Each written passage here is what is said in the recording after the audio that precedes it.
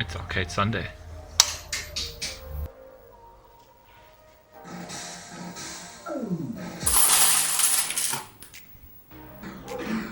Welcome to Arcade Sunday.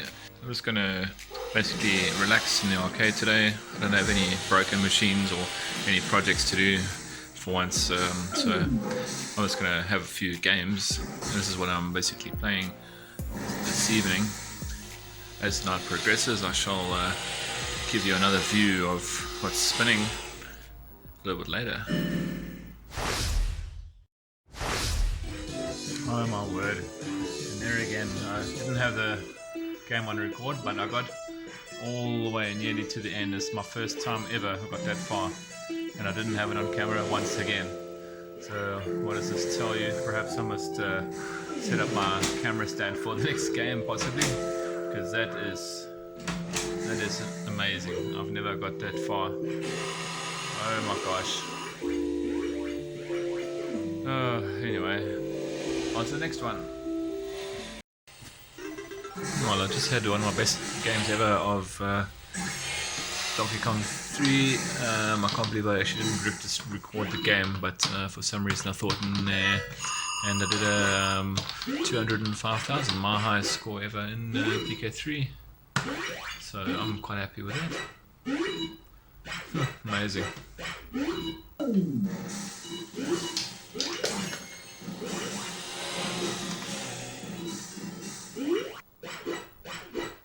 Let's see if we can get a few more points here. With this game, unfortunately, I've got a long way to go as far as beating that 212. It's a very, very high score for me anyway. And it was basically a lot of luck that got me to that point. So to get it again would be pretty crazy. But basically the way to get extra points on Arkanoid, the many power-ups you can get, the better. And I'm in a good situation now with the ball moving very slowly, so I've got no real risk of losing life unless I'm really silly. But then I've got an easy exit here if I should need to. I just fly out to the side then. No, these guys are getting out of hand, so I think I'll just get out of here. Well, my strategy here is basically to keep the ball low down, do as much damage as possible at the bottom, and then kind of collect some power-ups as I go. And like that too, I'm going to just try and clear as much of the bottom row, lower area as possible, so I can keep the ball under control basically throughout the duration of the stage. Another good strategy I find is just to carry on following the ball. You'll see how I basically always sort of travel as close to underneath the ball as possible, so that okay, I'm going to break out the top here and just get that ball out, and then I can start getting rid of this and that. It should be fairly easy now to finish this stage.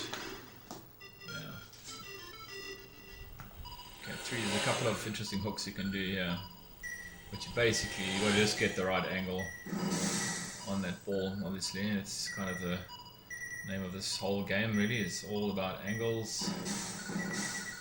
That's a great one to have on this stage. Catch, basically, now I catch it and control where it goes to a degree. As you can see, it's getting a bit fast. Take a chance on that one. Sometimes you can get lucky and they'll all go up and they'll finish the stage for you, and sometimes they'll all come down and you're dead. So I'm not going to try for that one, but one of those should get it. There we go. Textbook level 3 completion.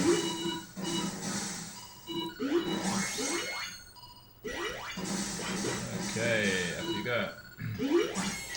It's also a very low stage, so again I like to get rid of as much of this lower area as possible.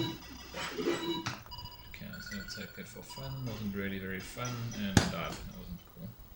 Should have actually stayed with the extended paddle. Would have been more useful on this stage, but you try to squeeze points out of the game. That's what happens. You start to make questionable decisions. So true high scoring is not always about good playing. It's often about just getting a luck.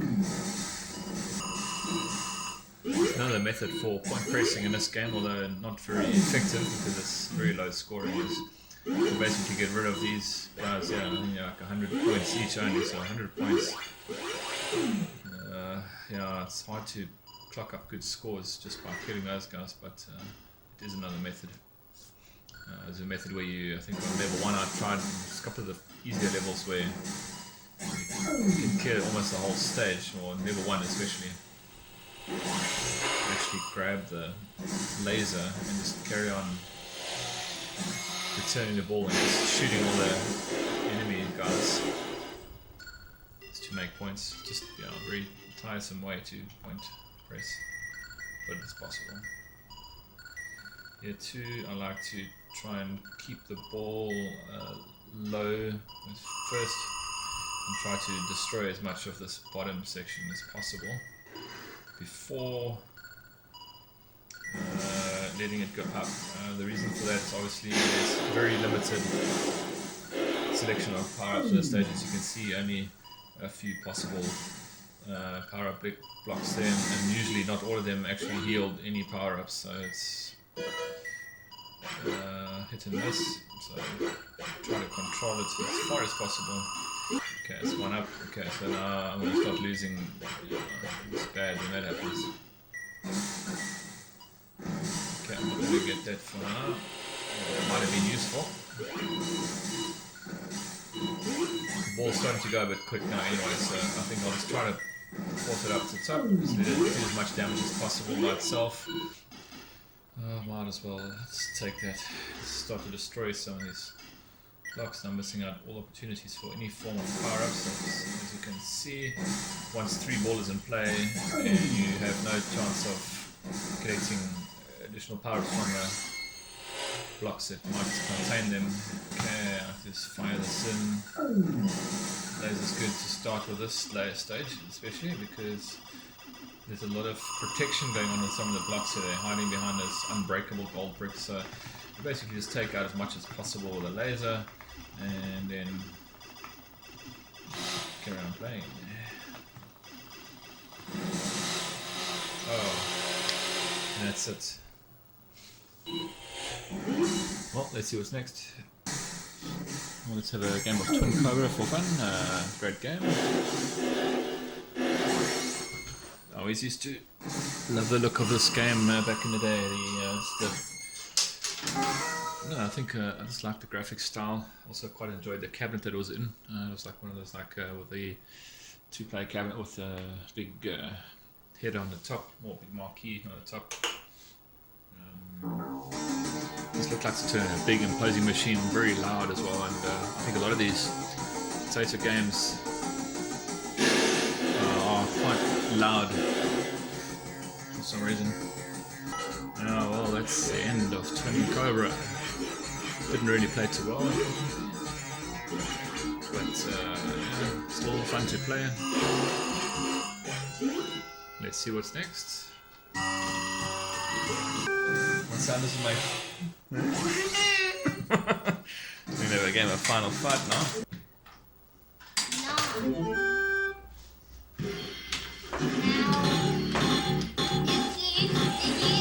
You can choose the blue one. Can I? Yeah. And I'll choose the... Yeah. Alright. Choose the orange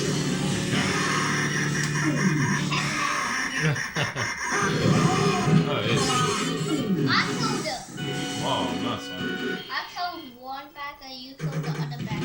Okay, here we go. I'll have that also again, okay? Okay, quickly though, because you got to do it properly. Yeah? If you're going to be stick control, you got to go that side, hit the car from that side. Yeah, hit it. Carry on hitting. My son had to go, so we didn't actually end up finishing the game of Final Fights. But suffice to say, it's a great 2-player game. Love some Final Fights. Awesome.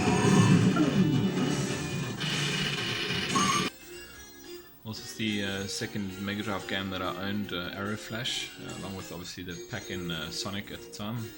But yeah, this is running on my driving cabinet on an emulator called Gens, I believe. Genesis emulator. I think for the time it was an okay game. Looking at it now, it's actually very, very one-dimensional. Pardon the pun, the backgrounds are very three-dimensional. But the gameplay itself is not highly engaging. It's just a great game because it was the first kind of arcade style shoot 'em up that I ever played at home, so I thought it was great at the time. And coming back to it now, it's playable. It still controls very well, but it's certainly not a great game. But it's fun to play. Arrow Flash. Okay, let's try some Bomb Jack. Again, Bomb Jack is a game I didn't really play a lot of as a child. I think at the time it was quite a difficult game. Even now, it's I can't really get too good at it, unfortunately. But I still enjoy it, and obviously I understand the play mechanic. But you got to collect all those bombs in firing order. So as they sort of on fire there, as you can see, they're lit up. You collect them in that order, and then you can get a better bonus at the end of the stage.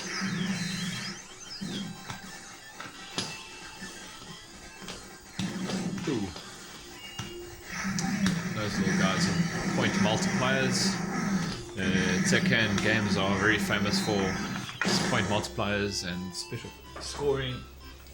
Very much like pinball action, in fact. Also by Tekken, which surprisingly enough is one of my other favorite games, and that's Bomb Jack. Didn't really play it too well, but again, good fun, solid game. Love me some Bomb Jack. Let's play some Tiger Heli, shall we?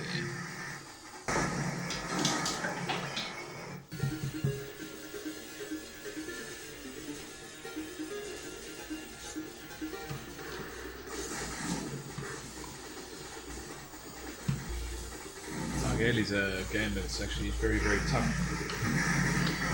Might look pretty slow paced and easygoing, but also herein lies the problem. Being slow paced means that you've got to kind of think ahead regarding enemy attacks. Sometimes you can get yourself stuck into a corner quite easily. You're not fast enough to maneuver out of it. You are a very slow moving craft. Okay, there's a little bonus on this red roof here.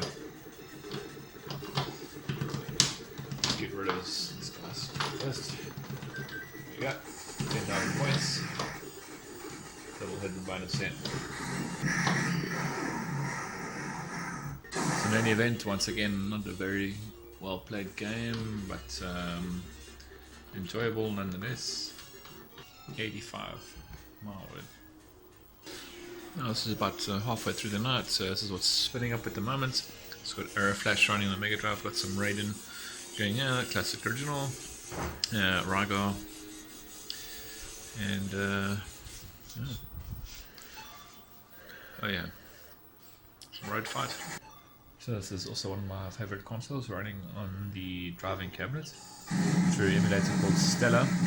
I use my good old Xbox 360 controller, and I'm going to play game 5 of Space Invaders, which is very difficult. It's fast bomb, original rules. It's kind of a quick game. Probably not going to be so great, but nonetheless, it's ooh, so quickly. It's a fun game to play. So let's give it a go. Oh, that's the end of my shields already. Not doing very well at all.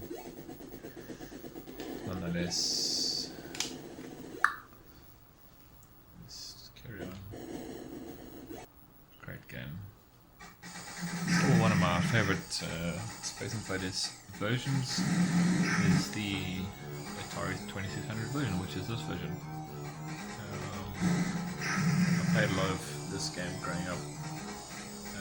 A lot of two-player versions as well, so from game 33 onward there's two-player options, and yeah, a fantastic game.